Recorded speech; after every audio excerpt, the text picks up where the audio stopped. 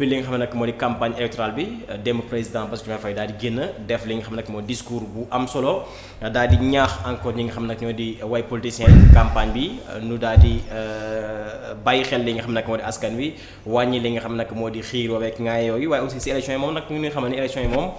di nga doon élection yu libre yu transparente aussi ci nan nga mën jàngatee sortie bi nga xam ni son excellence Bassirou Diomaye Faye def na ko nag démb ci guddi.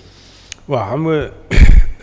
loolu nga wax pratique la maanaam pratique républicaine la tabaski korité fête d'année fin d'année plutôt wala 4 avril wala yàlla tere dara bu xewee ci réew mi mu nekk lu diis ci nit yi alors moo am ay moments yoo xamante ni loolu yëpp xewul mais def loolu la ñu tuddee des moments particuliers ñoo xamante ni duñ ko tàmm di gis wala nga xam ne date tel président war na mun wax mais dafay am lu xew li xew mooy dañuy dem ci élection législative anticipée alors à 48 heures du démarrage parce que tey la si kanam tuuti à minuit le 27 à minuit donc ci la ñuy démarrer li nga xamante moom mooy lii campagne bi donc d'après li nga xamante ne moom nga dégg muy écho au-delà même écho yooyu dafay gën nga génn wax ak sénégalais yi ci li nga xamante ne nga leen woo parce que yaa dindi décret nga convoquer le collège électoral nga ñëw woo leen ci loolu aussi dafay ñëw nga ñaax leen fàttali sénégalais yi seen responsabilité par rapport ak li nga xamante mooy wàcc jëm ci élection yi mais aussi fàttali acteurs politiques yi lan mooy seen responsabilité parce que acteurs politiques yi seen responsabilité wala seen rôle du saagante du xasante du menacer diw wala di menacante mais lu am mooy te mu ñu war ko def mooy ku nekk mën nga campagne en toute responsabilité mën nga wax sa programme député wala sa programme coalition bu la neexee nga attaqué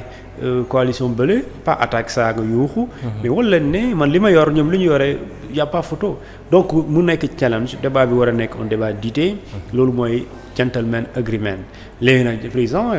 mu rappelé la ko loolu pour dire aujourd'hui muy militant muy sympathisant bi muy le politicien ou l'homme politique excusez-moi ak ki nga xamante mooy le sénégalais électeur ñoom ñëpp ku nekk dafa li nga war a def da nga ko war a def avec responsabilité moo tax discours boobu noonu dafa am solo léegi nag moom ñëw na au-delà de discours boobu parce que am na genre kaddu ju tax bi jib le 30 dinaa ñëw Tamba soo ñëwee Tamba ma fekk la Tamba donc président loolu da koy dégg donc il faut ñu xam aussi président comme man lii xew ci réew mi da koo xam donc yooyu bu amee dafay baax nga wax ak ñaari camps yi mais aussi nga wax ak sénégalais pour leen ne am na loo xam ne jaru ko il a bien dit dafa am fu ñu jógee te fu ñu jógee dafa sori lool nag fu ñu jógee dafa sori dafa yàqu ci réew mi gëj na fi yàqu li fi dee ci nit ci benn période gëj na fi dee est-ce que mës na am léegi loolu nag loolu yëpp li ko waral lu dara lu dul ay politique ay ñaari camp ñu doon xëccoo kii xëcc fii kii xëcc fële ku ne ak sa nit jóg donc nit yooyu jóg mu am ñu dee et après le grand perdant c'est le Sénégal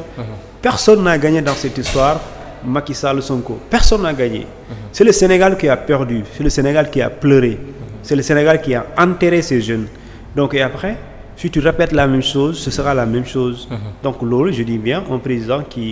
qui sait que lan moo koy xaar ci askan bi mooy mu fàttali leen fu ñuy jógee waratuñ fa jógaat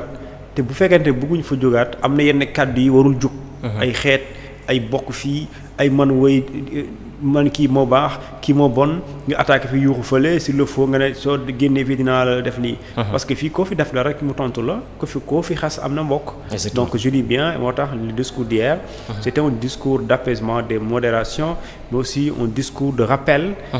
comme ni ñu koy faral di waxee le rappel profite aux croyants mais aussi je pense que ce rappel va profiter et aux politiques aux hommes politiques aux militants aux sympathisants et aux électeurs sénégalais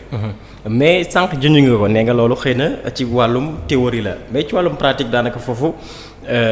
dina doon lu am solo ndax tey ji cuun dafa à chaque fois élection bu amee dañ siy déggante li nga xam nag moo di ay kàddu yu ñaaw wala caravane bi attaqué na caravane bi à chaque fois loolu tey ji dafa dem ba nekk li nga xam nag moo di réalité politique fii ci biir Sénégal alors ci wàllum pratique est-ce que tey ji ban taxawaay nga ciy xaar ak ki nga xam nag moo di le ministre de l'intérieur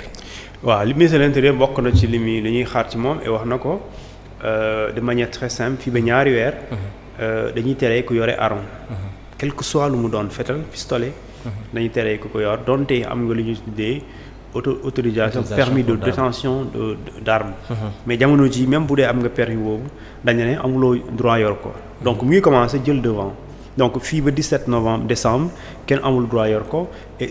dafa génnee arrêté boobu depuis le 17 octobre. donc pour dire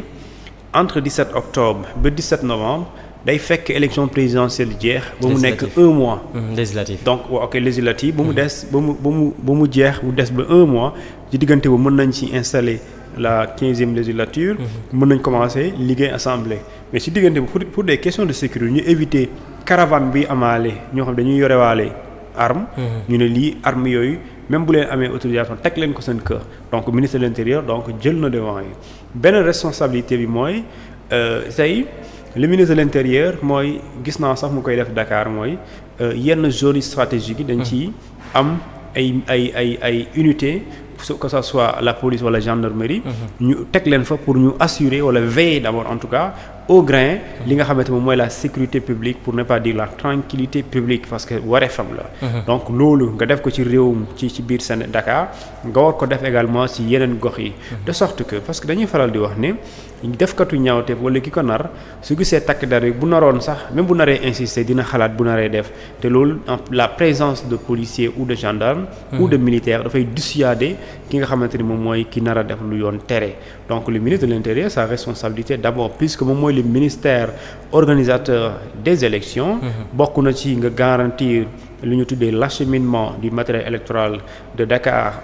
dans les autres départements dans les autres régions du Sénégal pour ne pas dire dans toutes les six conscriptions administratives fépp pour Sénégalais bi war a voter nga yóbbu fa bulletin bi ba ñëpp jot ci beneen bi mooy assurer li nga xamante ni d'abord bi ko yegg ko ci jour de vote mais campagne bi par exemple dafa am ay caravanes ñoo xamante ni dina am certes doo topp ci caravane yi mais caravane bu ne dafa am sa sécurité privée maintenant cette sécurité privée là bu fekkente ni dafa am ay caravane yu attaqué seeni moroomu caravane là la police pourra intervenir pour quand même éviter lu ñu tuddee la confrontation entre deux caravanes mais je dis bien si les auteurs politiques les acteurs politiques bu ñu jëlee seeni responsabilité donc li nga xamante ni moom mooy la ñuy tuddee confrontation yooyu ba police war a intervenir wala gendarmerie pénal du fi am bu ñu jëlee seen responsabilité warul am parce que je dis bien waxal sénégalais bi wax ak sénégalais pour mu votel la soxlawul nga xas diw pour ñu votel la pour man ma votel la soxlawul nga may xasal Sonko pour ma votel la soxlawul nga may xasal Pape Djibril Fall pour ma votel la aussi soxlawul nga may xasal Barthélémy Diaz pour ma votel la wax ma loo yore c'est simple c'est-à-dire que yow tu veux que je vote pour toi au nom de quoi la war a voter tegal ci table bi wax la man xam naa am naa capacité d'analyse de compréhension soo ma waxee soo ma convaincre su boobaa soxlawul nga may sànnil xeer diw parce que mën nga sànni xeer diw wala nga yuuxu ko lu tax ma votel la nga xaskale lu tax ma kontaan ci yow ba votel la li tax may kontaan ci yow ma lay votel mooy li may présenter ci yow ci programme bi boo nekkee assemblée lan nga may defaral lan ngay defal askanu Sénégal yow da nga bëgg waa Diourbel fal la waa Diourbel am nañ jafe-jafe bii soo demee lan ngay def ba problème Diourbel waaye mu dem ci assemblée bi gouvernement bi dégg ko président de la République indi ci saafara c'est ça le débat lii moo war a nekk véritablement le challenge de ces acteurs politiques le challenge justement de ces investis de ces candidats là que ça soit au niveau national et départemental suñu ko defee police dina ci am liggéey bu tuuti si ce n'est génn xool day nekk c'est kuy assurer lu ñu tuddee du gis benn lacrymogène tàkk doo gis sax benn lara di tàkk je pense que maintenant la responsabilité police d'accord am na ci rôle de sécurisation de protection des citoyens et de leurs biens mais acteurs yi aussi ñoom ñoo ci ëpp wàll parce que ñoom la ñuy may benn temps ñu wër le Sénégal pour wax ak sénégalais yi. alors ci ay kàddoom aussi mi ngi rassurer ñi nga xam tey jii ñoom ñoo bokk ci kujje gi dina xamal ne élection yi moom daanaka dina nekk ay élection yu libre waaye aussi ay élection yu transparente est-ce que tey jii yaakaaroo ni loolu dafa nekk benn réponse boo xam ne daf ko jagleel képp koo xam tey jii da ngaa bokk si kujje gi mën naa jël exemple si ñoom nu jàpp ni carrément élection yi moom boo moytuwul si ay njuuj njaaj lay mujjee. mais effectivement xam nga bi léegi président wax na sa loolu. mais opposition waxuñu loolu mais dégguma ñuy wax ay mbirum hold-up électoral mooy vol d'élection dégguma opposition bi di ci wax te en général bu daan élection di am li ñu njëkk a def mooy non nous voulons pas du ministre de l'Intérieur il faut qu'il n'organise pas les élections mais dans ce cas waxuma amul mais par rapport ak nu doon amee dégguma débat boobu. maanaam dégguma débat ñi refuser que Jean-Baptiste Tine du organiser les élections. dégguma loolu donc quand boo ko dégguloo rek mënoo dégg lu ñuy tuddee hold-up électoral. maintenant quand dégguloo hold-up électoral donc élection certainement dafay nekk des élections libres yoo xamante ni amul kenn kuy dugal galañ pour que beneen parti bi ñàkk wala beneen parti bi gagné. amul lu ñu tuddee lu ci lëndëm dafay leer di élection transparente mais démocratique mais élection yoo xamante ni ñi ci war a bokk rek ñoo ci bokk yaa ngi gis liste yi bu ñu génnee est-ce que bu ñu éliminer certaines listes ñu valider au moins 41 listes est-ce que dégg nga coow. amul coow donc tout le monde a accepté. Je dis bien que ce soit des politiques, leurs militants, tout le monde a accepté que justement il y a eu le contrôle bi waroon am, il y a eu la vérification juridique bi ci waroon am. donc baax na amul coow loolu nga xamante ni mooy la première étape contrôle et vérification jàll nañ ko ñu dem ci li ñu tuddee l'étape campagne. après la campagne ñu pose tuuti noppalu le jour du scrutin ñu voter librement tranquillement comme il le faut après ñu dépouiller joxe résultats yi provisoirement et après définitivement ñu xam ne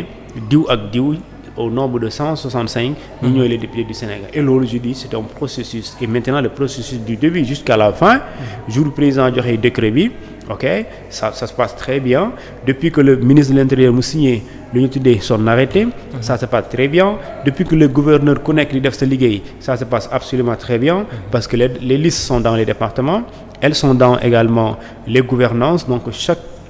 autorité du préfet sous-préfet ak gouverneur ainsi que le ministre de l'Intérieur ñu ngi liggéey di def seen liggéey bu am solo moo tax tey ñu mën a dem ci campagne ouverture tey s'il y avait un problème ouverture du am suba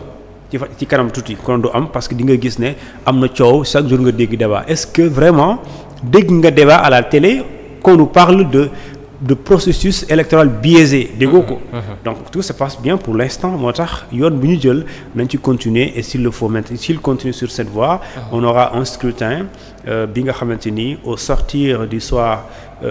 du 17 novembre 2024 les Sénégalais seront satisfaits justement du déroulement et pour ne pas dire dinañ am yaakaar ci li nga xamante ni moom mooy résultats yi génn mu doon des résultats qui reflètent justement le choix des Sénégalais. Exactement alors ci ginnaaw loolu daanaka sax xëy na wax na ko mais xel dina xaw tey ba tey ci discours yi nga xam ni ñi ngi koy yëkkati ndax gis nga diggante Pastef ak